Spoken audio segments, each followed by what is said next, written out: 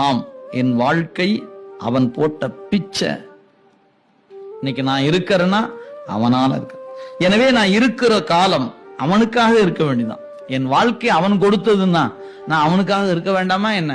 இத்தனை நாள எங்க அப்பாவுக்காக இருந்தேன், எங்க அம்மாவுக்காக இருந்தேன், என் மனைவிக்காக இருந்தேன், என் குழந்தைக்காக. இனி நான் சிவத்துக்காக இருக்கும்னு நினைக்கணுமா இல்லையா? யாருக்கு எப்ப வரும் அந்த வாய்ப்பு?